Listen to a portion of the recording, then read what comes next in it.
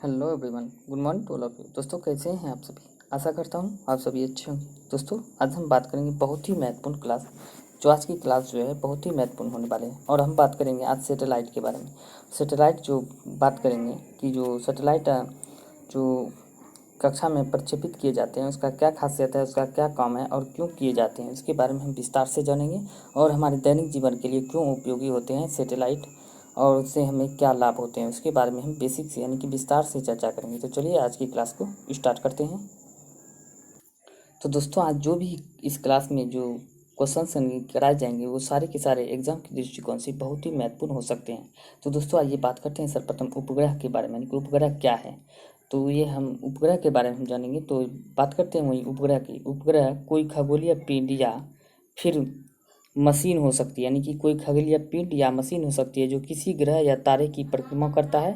इसके अलावा इंसानों द्वारा निर्मित बहुत सारी मशीनें जो कि किसी विशेष कार्य के लिए अंतरिक्ष में भेजे जाते हैं उसी को उपग्रह कहते हैं।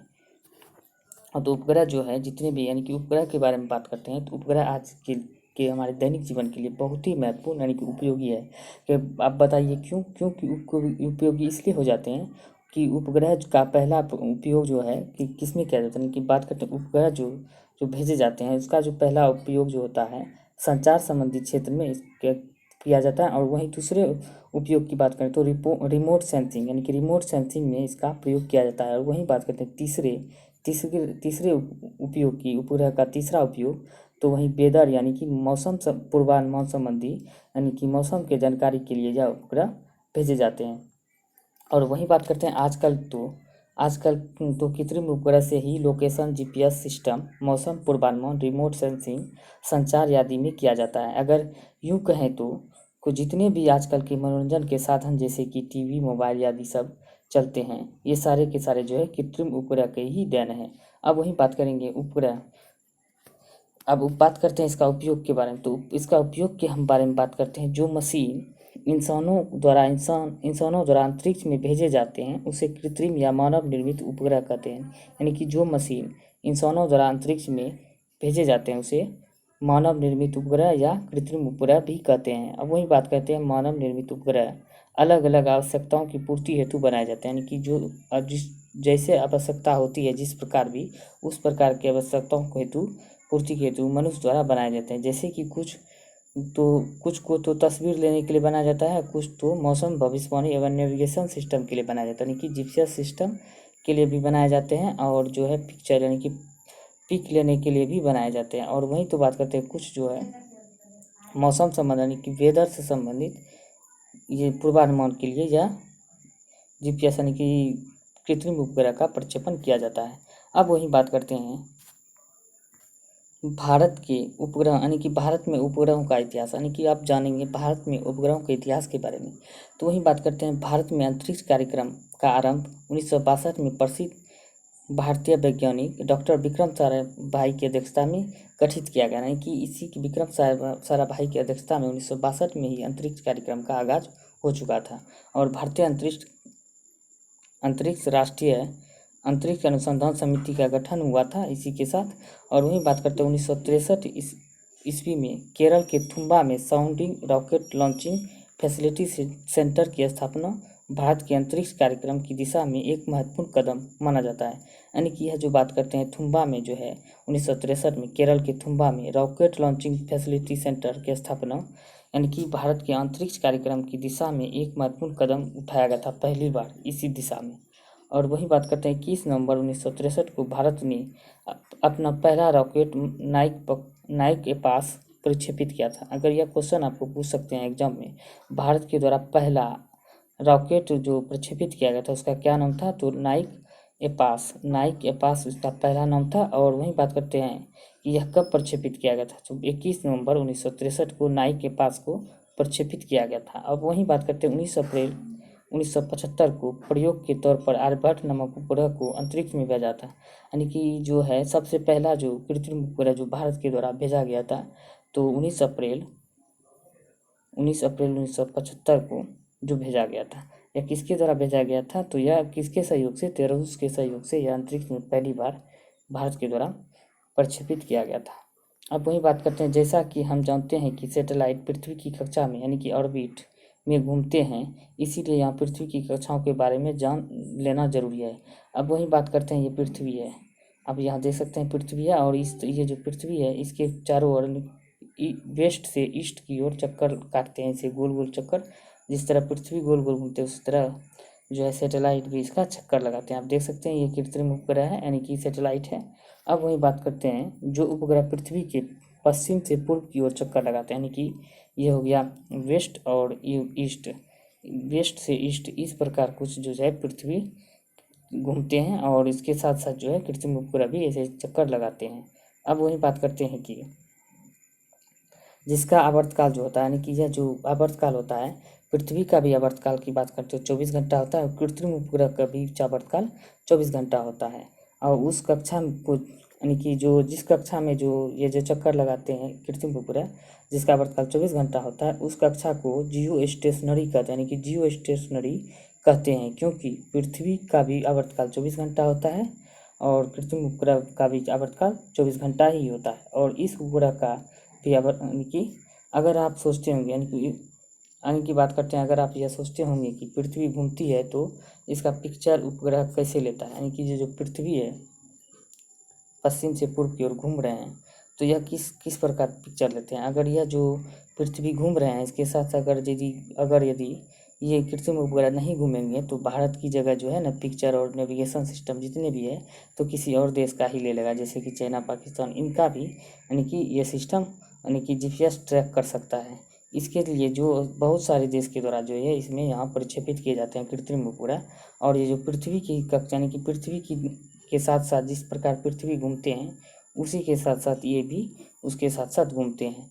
तभी जो है ये जो एग्जैक्ट लोकेशन यानी कि भारत का अगर सेटेलाइट है, भारत के बारे में हमको सारा जानकारी लेना है तो भारत का ही दिखाएगा। अगर अगर यदि जो पृथ्वी घूमेगा और कृत्रिम उपग्रह नहीं घूमेंगे तो उसमें क्या होगा, किसी और देश का ही ले लेगा, ये तो मामला गड़बड़ हो जाएगा तब। तो ये हमारी जानकारी के बजाय पता चलेगा किसी और देश का यानी कि हमारे दुश्मन देश का ये जो है सैटेलाइट नेविगेशन सिस्टम दिखा रहा है, तो इसीलिए यह कक्षा में घूमते रहते हैं पृथ्वी के समान। अब वही बात करते हैं, वही जो बार बार अक्सर एग्जाम में पूछे जाते हैं क्वेश्चन, उसके बारे में बात करते हैं। तब वही बात करते हैं, कृत्रिम उपग्रह पृथ्वी के कितने ऊंचाई पर प्रक्षेपित किए जाते हैं, यानी कृत्रिम उपग्रह जो है पृथ्वी के 36,000 किलोमीटर की ऊंचाई पर प्रक्षेपित किए जाते हैं। ये क्वेश्चन जो बहुत बार पूछे जाते हैं, अक्सर ही पूछे जाते हैं, बहुत ही इंपॉर्टेंट है, याद रखिएगा। अब वही बात करते हैं, यह बहुत ही अब वही बात करते हैं तो उपग्रह की हम बात करते हैं तो यह दो प्रकार के होते हैं। एक होता है कृत्रिम उपग्रह और दूसरा होता है प्राकृतिक उपग्रह। तो याद रखिएगा ये बहुत ही महत्वपूर्ण हो जाते हैं। और वहीं बात करते हैं भू स्थिर उपग्रह यानी जियो स्टेशनरी सैटेलाइट। पृथ्वी की उच्च कक्षा में चक्कर लगाने वाली ये उपग्रह भूमध्य रेखा के लगभग 36,000 किलोमीटर ऊपर पृथ्वी की गति दिशा में लगभग 24 घंटे में अपना एक चक्कर पूरा करता है। यानी कि इसको जो है भू स्थिर उपग्रह में पहले ही हम चर्चा कर चुके हैं कि यह भू स्थिर उपग्रह जो है यह 36,000 किलोमीटर की ऊंचाई पर प्रक्षेपित किए जाते हैं। और यह क्वेश्चन भी बार बार पूछे जाते हैं और यह भी पूछे जाते हैं कि भू स्थिर उपग्रह का आवर्तकाल कितना होता है, तो 24 घंटा होता है। पृथ्वी का भी 24 घंटा और भू स्थिर उपग्रह का भी आवर्तकाल 24 घंटा होता है। यह जो है 36,000 किलोमीटर ऊपर पृथ्वी की गति की दिशा में, पृथ्वी की जो गति होती है पश्चिम से पूर्व की ओर इस तरह चक्कर लगाते हैं, उसी तरह भू स्थिर उपग्रह का भी दिशा पश्चिम की से पूर्व की ओर होता है। तो यह लगभग 24 घंटा में अपना एक चक्कर पूरा करता है।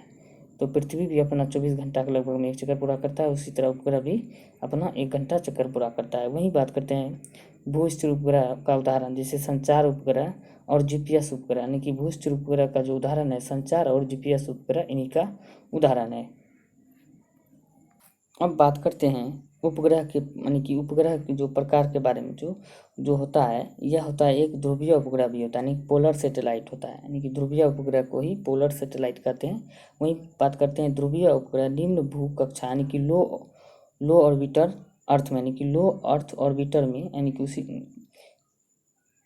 यानी कि बात करते हैं तो यह ध्रुवीय उपग्रह निम्न भू कक्षा यानी कि सबसे नीचे निम्न भू कक्षा जिसे लो अर्थ ऑर्बिटर कहते हैं का एक उपग्रह है। यानी कि इसका जो लो ऑर्बिटर अर्थ का जो उपग्रह है पृथ्वी से 1,000 किलोमीटर कि उससे नीचे की ऊंचाई पर स्थित होती है। यानी कि आपको अगर कोई क्वेश्चन पूछे कि लो ऑर्बिटर यानी कि लो अर्थ ऑर्बिटर का जो है ऊंचाई ऊंचाई ऊंचाई कितना होता है, तो 1000 किलोमीटर जो है लो ऑर्बिटर अर्थ का जो ऊंचाई होता है 1000 से, यानी कि 1000 किलोमीटर की उससे भी नीचे की ऊंचाई पर स्थिर होता है। यानी कि इसका जो है लो अर्थ ऑर्बिटर का जो है ऊंचाई होता है पृथ्वी से 1000 किलोमीटर, यानी कि इससे भी नीचे की ऊंचाई पर ये लो अर्थ ऑर्बिटर स्थिर होता है।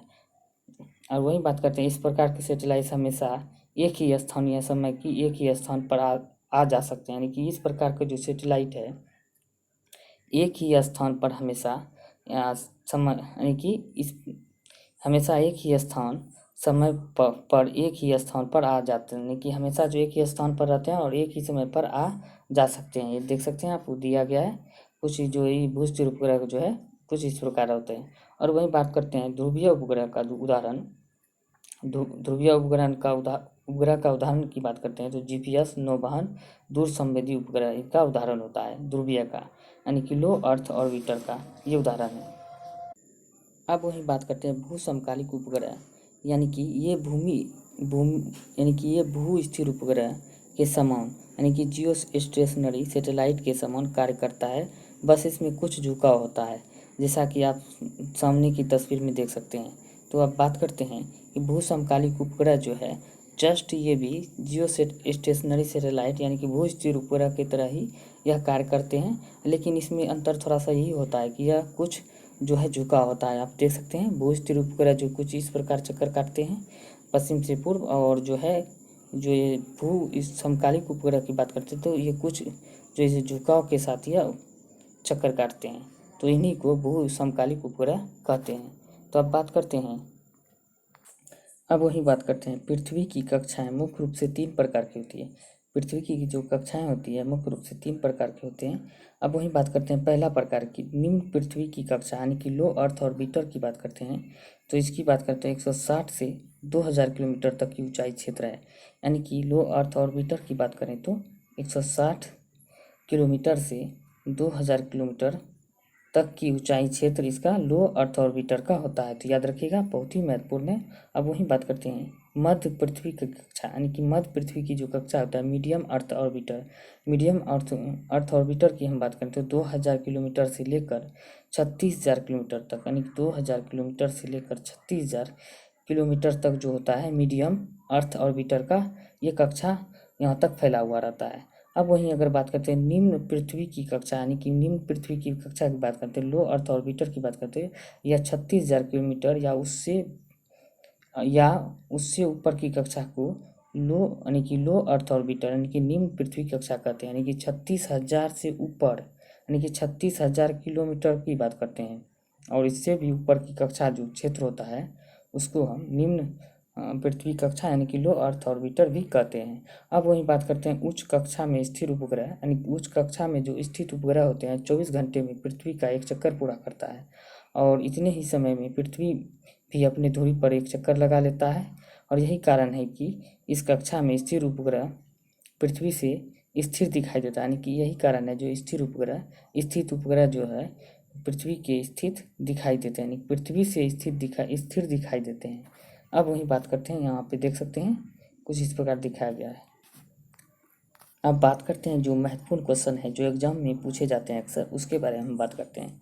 तो यह एग्जाम के दृष्टिकोण से बहुत ही महत्वपूर्ण हो जाते हैं। 10 टोटल क्वेश्चन हैं जो अपने आप में बहुत ही महत्वपूर्ण है। तो याद रखिए। चलिए हम बात करते हैं उपग्रह किसे कहते हैं। उपग्रह की बात करते हैं जो उपग्रह ग्रहों के चारों ओर चक्कर लगाते हैं उसे उपग्रह कहते हैं। यानी कि जो उपग्रह जो है ग्रह जैसे मान लीजिए उपग्रह है तो इसके चारों ओर जो चक्कर लगाते हैं उसी को उपग्रह कहते हैं। और वही बात करते हैं उपग्रह, तो उपग्रह 2 प्रकार के होते हैं, पहले ही हम बात कर चुके हैं। तो इसमें पहला होता है कृत्रिम उपग्रह और दूसरा होता है प्राकृतिक उपग्रह। तो याद रखिएगा। अब वही बात करते हैं कि प्राकृतिक उपग्रह की यदि हम बात करें तो सबसे ज़्यादा शनि की उपग्रह होते हैं। यानी कि प्राकृतिक उपग्रह में हम बात करते हैं तो सबसे ज़्यादा शनि की उपग्रह है। शनि के पास कुल कितना है तो 89 शनि के पास कुछ कुल उपग्रह है। यानी कि बात करें तो शनि के पास पहले बृहस्पति सबसे ज़्यादा था, यानी कि दूसरे स्थान पर बृहस्पति आते हैं। इससे पहले जो बृहस्पति के पास सबसे अधिक उपग्रहों की संख्या था, अब जो है शनि के पास 89 है और दूसरे नंबर की बात करें तो बृहस्पति आता है। अब वही बात करते हैं पृथ्वी की एकमात्र उपग्रह चंद्रमा है। पृथ्वी की एकमात्र उपग्रह चंद्रमा। ये जितने भी सारे क्वेश्चन हम बात कर रहे हैं सब इंपॉर्टेंट्स हैं, याद रखिएगा, एग्जाम में अक्सर पूछे जाते हैं। अब वही बात करते हैं बुध और शुक्र की। ये भी पूछे जाते हैं किन दो उपग्रह को अपना कोई भी उपग्रह नहीं है, तो किन दो उपग्रहों के पास कोई भी उपग्रह नहीं है, तो बुध और शुक्र के पास जो है कोई भी उपग्रह नहीं है, बुध और शुक्र के पास, याद रखिएगा। अब वही बात करते हैं दूसरे नंबर क्वेश्चन, भारत के उपग्रहों का पिता किसे कहा जाता है। भारत में जो है उपग्रहों का पिता की हम बात करें तो विक्रम साराभाई को, यानी कि विक्रम साराभाई को उपग्रहों का पिता कहा जाता है। अब वही बात करते हैं विश्व के उपग्रहों का पिता किसे कहा जाता है, कि विश्व के उपग्रहों का पिता कौन है, तो यहाँ देख लीजिए नीचे में दिया गया है डॉक्टर वर्नर स्वामी, यानी कि वो डॉक्टर वर्नर स्वामी जो है विश्व के उपग्रहों का पिता कहे जाते हैं। अब वही बात करते हैं भू स्थित उपग्रह की ऊंचाई कितनी होती है, तो भू स्थित उपग्रह की ऊंचाई पहले भी बात कर चुके हैं, 36,000 होती है, 36,000 किलोमीटर तक। अब वही बात करते हैं भू स्थित उपग्रह किस दिशा में चक्कर लगाता है, तो किस दिशा में चक्कर लगाता है, तो ये लगाता है ईस्ट से, यानी कि वेस्ट से, बात करते हैं वेस्ट से ईस्ट तक की दिशा में ये चक्कर लगाते हैं। तो ये भी कई बार एग्जाम में पूछे गए हैं, तो अक्सर पूछे जाते हैं, याद रखिएगा। अब वही बात करते हैं भू स्थिर उपग्रह, भारत का प्रथम उपग्रह कौन है, यानी कि बात करते हैं 6 नंबर क्वेश्चन का, भारत के प्रथम उपग्रह की बात करते हैं तो आर्यभट्ट है। आर्यभट्ट को जो है रसिया के सहयोग से, यानी रसिया के सहयोग से यह पृथ्वी की कक्षा में प्रक्षेपित किया गया था। इसको कब किया गया था, यानी कि ये भी पूछे जाते हैं भारत द्वारा प्रथम उपग्रह कौन सा प्रक्षेपित किया गया है, तो आर्यभट्ट। और इसको कब प्रक्षेपित किया गया है, तो 19 अप्रैल 1975 में, यानी 19 अप्रैल 1975 में रसिया के सहयोग से यह प्रक्षेपित किया गया था, याद रखिएगा। बहुत ही महत्वपूर्ण हो जाते हैं ये सब क्वेश्चन। और वही बात करते हैं विश्व के किन देशों के पास जीपीएस सैटेलाइट है, यानी कि विश्व के मतलब किन देशों के पास जीपीएस सैटेलाइट है, तो जीपीएस सैटेलाइट की हम सर्वप्रथम बात करते हैं, तो यानी कि जीपीएस का सर्वप्रथम फुल फॉर्म की बात करते हैं तो ग्लोबल पोजिशनिंग सिस्टम होता है, यानी ग्लोबल पोजिशनिंग सिस्टम होता है। और यह जो है जीपीएस सिस्टम जो है अमेरिका का, यानी कि यूएसए का ग्लोबल पोजिशनिंग सिस्टम है, यानी कि विश्व में बात करते हैं कुल 6 देशों के पास ही जीपीएस सिस्टम है, कुल 6 देश के पास ही जीपीएस सिस्टम है। इसके बारे में हम विस्तार से जानेंगे। तो चलिए अब ये नेक्स्ट क्वेश्चन की ओर बढ़ते हैं। अब वही बात करते हैं कि जीपीएस सिस्टम जो है पहले नंबर की हम बात करते हैं, तो जीपीएस सिस्टम है किस देश का, यह जीपीएस सिस्टम है, तो यह यूएसए का जो है जीपीएस सिस्टम है। अगर हम बात करें तो वहीं कि यह जीपीएस ईयू, यानी कि दूसरे नंबर पर बात करते हैं यूरोपीय एजेंट, यानी कि ईयू की, यानी कि यूरोपीय एजेंसी, यानी कि यूरोपीय यूनियन का जीपीएस सिस्टम का नाम की बात करें तो यूरोपीय यूनियन के जीपीएस सिस्टम का नाम है गैलीलियो। गैलीलियो, याद रखिएगा, ये कई बार एग्जाम में पूछे गए हैं, तो यह जो है बहुत ही महत्वपूर्ण क्वेश्चन है। और वहीं बात करते हैं तीसरे नंबर यानी धोखेबाज के बारे में, चीन का। चीन के जीपीएस सिस्टम की अगर बात करें तो क्या नाम है, यानी कि जीपीएस सिस्टम सैटेलाइट की नाम बात करें तो बिदाऊ, यानी कि बिदाऊ इसका नाम है, BIEDOU, ये जो है चीन के जीपीएस सिस्टम का नाम है। अगर वहीं हम बात करें चौथे नंबर की, यानी कि चौथे नंबर की हम बात करें तो किसका, तो जापान का। जापान का जो जीपीएस सिस्टम की नाम की बात करें तो इसका हो जाता है नाम QZSS जो है जापान का जीपीएस सिस्टम नाम हो जाता है, यानी कि QZSS के हम बात करें तो इसका नाम हो जाता है क्वासी जेनिक्स सैटेलाइट सिस्टम, यानी क्वासी जेनिक्स सैटेलाइट सिस्टम हो जाता है, यानी कि सिस्टम याद रखिएगा, इसका जो है जापान के जीपीएस सिस्टम का नाम है। अगर वहीं बात करें तो हम रसिया की, तो रसिया यानी कि पाँचवीं, यानी कि रसिया की बात करते हैं 5वें नंबर की, यानी 5वें नंबर देश की, तो रूस का जीपीएस सिस्टम की बात करें तो क्या नाम हो जाता है, तो रूस के जीपीएस सिस्टम का नाम होता है ग्लोनास, यानी कि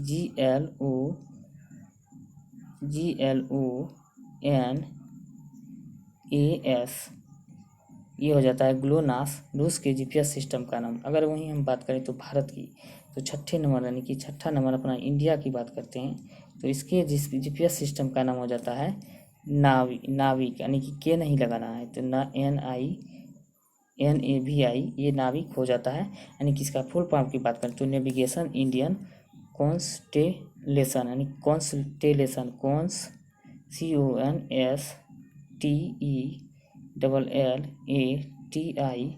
CONSTELLATION, कॉन्स्टेलेशन इसका हो जाता है फुल फॉर्म। वहीं बात करते हैं भारत अपने चौहद्दी की, यानी कि भारत जो है अपने चौहद्दी की बात करें तो ये होता है भारत का चौहद्दी, देख लीजिए, जिसे 3214 किलोमीटर। और वहीं बात करते हैं 2933 किलोमीटर, ये जो पूरा का पूरा चौहद्दी है। बात करते हैं भारत अपने चौहद्दी के चारों तरफ 3214 और 2933 किलोमीटर के चारों तरफ आपको यानी कि पता हो कि 15 यानी कि कुल बात करते हैं तो 1500 किलोमीटर के दायरे में नेविगेशन कर सकता है। यानी कि इतना जो है कुल हम बात करें तो लगभग 1500 किलोमीटर के दायरे में यह नेविगेशन यानी कि इनका जो है पूरा यानी कि इनके बारे में जानकारी यानी कि आंकड़ा जुटा सकता है। वहीं बात करते हैं विश्व में लगभग कितने देशों के पास GPS सिस्टम है, तो कुल 6 देशों के पास जो है GPS सिस्टम है, तो याद रखिएगा। अब वही बात करते हैं हम कि तीसरे नंबर यानी कि 8वें क्वेश्चन की, तो ध्रुवीय उपग्रह की ऊंचाई कितनी होती है। ध्रुवीय उपग्रह की ऊंचाई की हम बात करते हैं 1000 किलोमीटर, यह पहले भी हम बात कर चुके हैं। 1000 किलोमीटर की ऊंचाई पर स्थित होता है। अब वही बात करते हैं भारत के GPS सैटेलाइट का नाम क्या है। भारत के GPS सैटेलाइट की नाम की बात करते हैं NAVIC नाविक होता है। अब वही बात करते हैं कि ISS यानी कि ISS की फुल फॉर्म की बात करें तो इसका हो जाता है international space station. International space station हो जाता है ISS का फुल फॉर्म। तो अगर वही बात करते हैं कहाँ स्थित है, यानी कि ISS जो है कहाँ स्थित है, यह जो होता है ये लो ऑर्बिटर में स्थित होता है, यानी कि लो ऑर्बिटर में स्थित रहता है। अब बात करते हैं और भी एक महत्वपूर्ण क्वेश्चन, यानी कि जो आपको पता होगा, जो उसके बारे में अगर नहीं भी पता है तो आपको पता चल जाएगा। ये बात करते हैं, हम बात करेंगे अब और भी महत्वपूर्ण क्वेश्चन की, जो आपको अगर आपको पता है तो और बहुत ही अच्छी बात है, अगर नहीं पता है तो आज इसे जान लीजिए। तिरंगे का सफ़र के बारे में हम बात करेंगे। इसी प्रकार हम वीडियो में कई सारे स्टैटिक जीके जो है जो लाते हैं, जो एग्जाम के दृष्टिकोण से महत्वपूर्ण होते हैं, तो उसके बारे में हम रोज़ एक न एक जो चर्चा करते ही वीडियो के लास्ट में ही चर्चा करते हैं। वहीं बात करते हैं 1906 के तिरंगे का आप प्रकार देख सकते हैं, जो ऊपर पे ग्रीन और नीचे में रेड और बीच में येलो कलर था, और बीच में जो है वंदे मातरम लिखा हुआ रहता था। 1906 में कुछ इसी प्रकार जो है तिरंगा झंडा जो बनाया गया था। अब वही बात करते हैं उसी तरह जो है चेंजिंग करके जो है यह 1907 में बात करते हैं, तो कुछ इस प्रकार था, देख सकते हैं आप। इसमें चांद आ गया इसकी जगह पे, स्टार की जगह पे जो चांद आ गया, और यहाँ पे स्टार इस तरह कुछ आ गया, और ऊपर में स्टार जो है येलो कलर हो गया, यानी कि कलर भी चेंज हो गया। ऊपर येलो यानी कि येलो डार्क यानी कि नारंगी कलर का हो जाता है, बीच में जो है येलो हो जाता है, और ग्रीन हो जाता है नीचे में, और बीच में वंदे मातरम जो है अभी जो वर्तमान में जो है चक्र रहता है, चक्र की जगह पे वंदे मातरम लिखा हुआ रहता था। कब हो गया 1906 के बाद 1907 में कुछ इस प्रकार चेंजिंग हुआ तो हमारे तिरंगे झंडे में। और उसी की बात करते हैं 1917 की अगर हम बात करें तो यह कुछ अमेरिका की तरह जो झंडा अभी वर्तमान में वहाँ का अमेरिका का जो फ्लैग है कुछ इसी प्रकार है, जिसमें कि स्टार लगा हुआ रहता है, और ये जो है चांद तारा नहीं रहता है। तो इसमें चांद तारा और अमेरिका की तरह ये झंडे कुछ इस प्रकार बनाए गए थे, आप देख सकते हैं। तो इस प्रकार चेंजिंग हुआ है।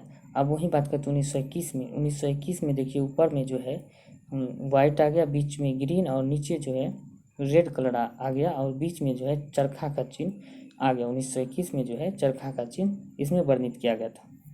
अगर वहीं बात करें तो हम 1931 की, तो 1931 में भी चरखा का चिन्ह है, और ऊपर जो है केसरिया रंग आ गया है, नीचे में जो है ग्रीन, और बीच में सफ़ेद कलर आ गया है, जो चरखा का चिन्ह भी इसमें दर्शाया गया है। और लास्ट में जो फाइनल और लास्ट जो तिरंगा बना, जो अभी तक हमारे देश में प्रयोग किए जा रहे हैं, उपयोग किए जाते हैं, तो हमारे मातृभूमि किसान है, तो ऊपर में जो केसरिया, बीच में वाइट, और इसमें चक्र है जिसमें 24 तिरियाँ है, यानी कि प्रगति का प्रतीक इसे माना जाता है। नीचे में ग्रीन है, जो इस प्रकार जो है बनाने के बाद जो अभी तक ही तिरंगा हमारा चलता आ रहा है, जो अभी तक में कोई बदलाव भी नहीं किया गया है। तो कुछ इस प्रकार जो है तिरंगे का सफ़र रहा है तो आप देख सकते हैं, नहीं भी जानते थे तो आज जान लीजिए। अब वहीं बात करते हैं। अब बात करते हैं 1931 यानी कि 31 मई 1921 को कांग्रेस ने पहली बार ऐसे झंडे को मान्यता दी जिसमें हरा, सफ़ेद और लाल रंग थे। अब वहीं बात करते हैं 1931 में तिरंगे में लाल रंग की जगह केसरिया रंग जुड़ा। उस उक्त तिरंगे में अशोक चक्र की जगह चरखा था, यानी कि अशोक चक्र की जगह चरखा था। अब वहीं बात करते हैं 22 जुलाई 1947 को मौजूदा तिरंगे की पहली बार लहराया गया था, यानी कि अभी जो मौजूदा तिरंगे हैं जो इसे 22 जुलाई 1947 को पहली बार जो है लहराया गया था। उम्मीद करते हैं कि ये श्रृंखला आपको पसंद आ रही होंगी। कमेंट सेक्शन में ज़रूर बताएं। अगर आपको अच्छा लगेगा तो इस तरीके से हम लोग इसे जारी रखेंगे और आने वाले समय में हमारा प्रयास यही रहेगा ताकि आप किसी भी एग्ज़ाम से पहले आपकी तैयारी बेहतर हो। साथ ही साथ आप किसी भी एग्ज़ाम से पहले रिवीजन कर ले तो मैक्सिमम आपके प्रश्न एग्ज़ाम में यहाँ से आ सकते हैं। धन्यवाद।